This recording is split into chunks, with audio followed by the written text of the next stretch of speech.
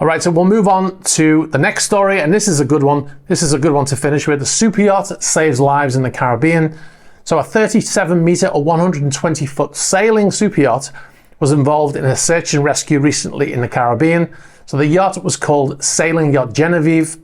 Now they were at sea at 2330 hours or 11:30 at night, heading from Antigua to St. Martin, and they were near the coast of St. Kitts when the lookout thought he heard a faint scream.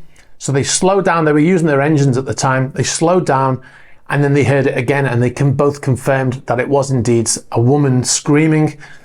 They went into rescue mode. They got all people out on deck with flashlights, started to search. Now what they were actually about to find was a capsized boat that had been carrying migrants. This was literally, the boat had capsized and all the people had gone into the water, and they were literally dragging people out of the water, clinging onto barrels and parts of life rafts and stuff like that. So it was a really intense situation. Bearing in mind, 11:30 at night, it's the middle of the night, complete darkness. And they managed to find and rescue 16 souls from the water. One of the survivors explained that they had left in a small boat from Antigua and were headed to St. Thomas with 32 souls on board when the boat's motor had broken down and they started to take on water and the vessel had capsized. So unfortunately, 16 people are still missing. Now this story was shared with Yachting World.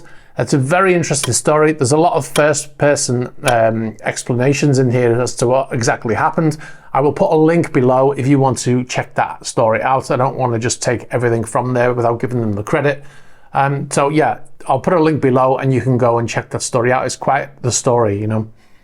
All right, okay, so we'll move on. And this is about motor yacht Scheherazade. The 140-meter yacht was arrested last year in Italy. In the area where she was arrested, the locals refer to the vessel as Putin's yacht. The yacht was arrested in Marina de Carrara